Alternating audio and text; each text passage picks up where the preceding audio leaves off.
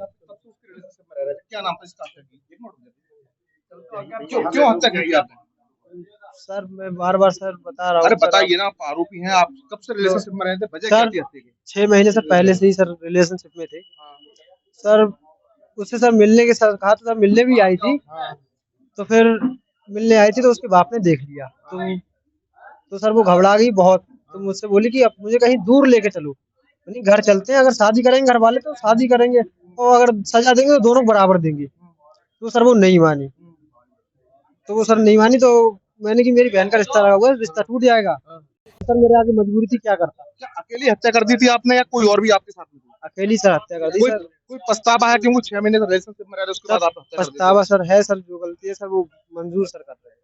देखिए, प्रकरण थाना कुलड़िया से संबंधित है, जहां वादी अजीज अहमद निवासी सतवन पट्टी द्वारा दिनांक 8 जनवरी 2025 को मुकदमा अपराध संख्या 9/25 अंतर्गत धारा 137(2) BNS थाना कुलड़िया में पंजीकृत कराया था, जिसमें उन्होंने अपनी नाबालिग पुत्री 16 वर्षीय पुत्री का किसी अज्ञात के द्वारा अपहरण कर देने की घटना कारित कराई थी, दर्ज कराई थी। इस घटना के विवेचना के अनुक्रम में जब 45 दिन का समय व्यतीत हो गया तो इसको एसआर केस में तरमीम किया गया तथा इसमें तत्कालीन प्रभारी निरीक्षक श्री राजबली सिंह द्वारा विवेचना ग्रहण करके और गहनता से विवेचना प्रारंभ की। सभी संदिग्धों को लाके बातचीत की गई, किंतु काफी अथक प्रयास के बाद भी खुलासा होने में इसमें 13 महीने का समय लगा। इसी दौरान इसमें वादी ने हैबियस कॉर्पस रिट भी दायर की थी, जिसमें श्रीमान एसएसपी महोदय और मेरे द्वारा विवेचनात्मक प्रगति लेकर माननीय हाईकोर्ट के सम्मुख उपस्थित होना पड़ा था।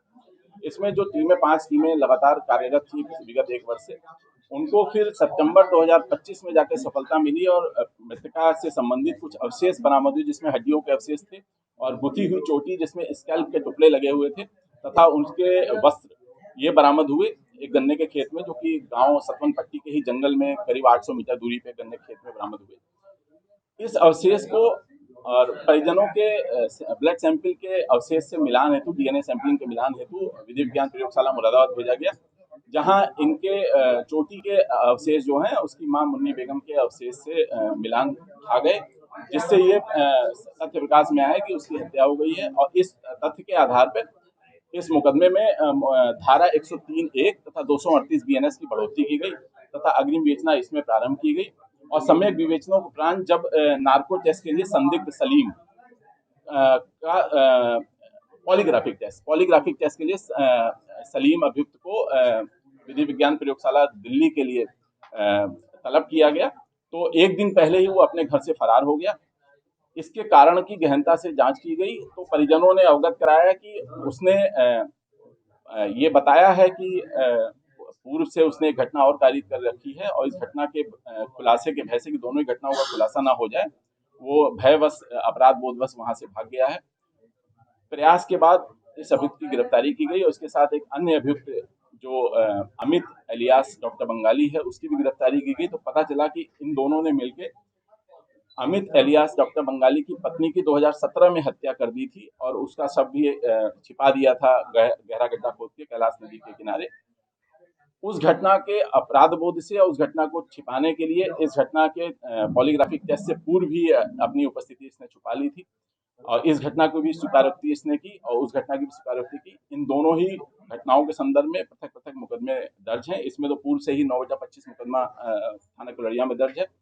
जो 2017 की घटना है उसके संदर्भ में थाना भूता पे 52/26 अंतर्गत धारा 364 आईपीसी एक मुकदमा दर्ज किया गया है और दोनों अभियुक्तगणों को उस मुकदमे में तथा अभियुक्त सलीम को मुकदमा अपराध संख्या 9/25 में आज पर्याप्त सबूतों के साथ माननीय न्यायालय की अध्यक्षता में भेजा जा रहा है। नाबालिग लड़की की हत्या आखिर क्यों की थी और उसके बाकी सर जो शरीर का अवशेष वो कहाँ गया, क्या रहा?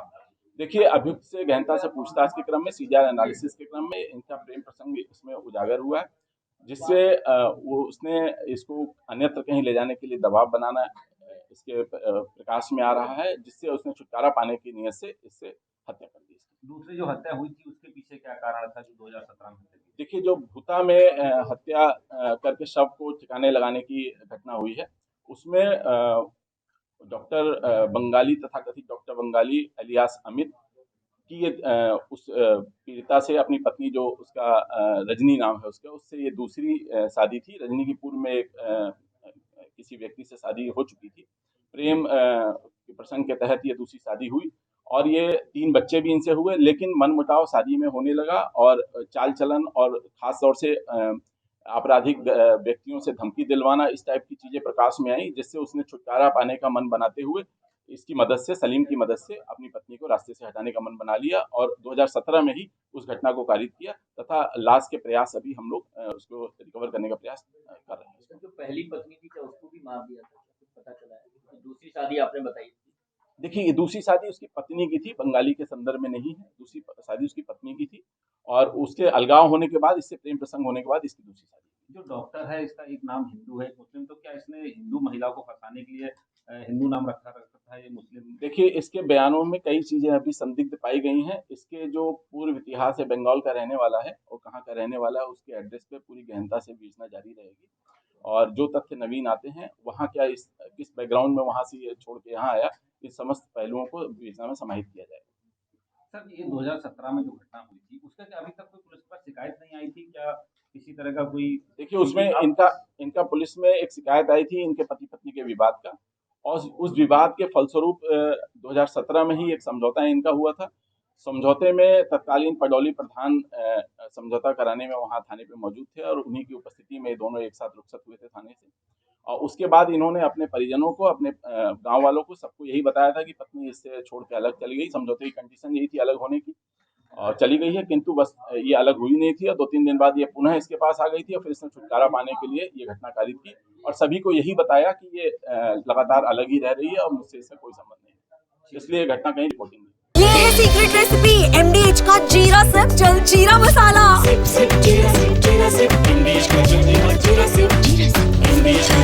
जीरा सिर्फ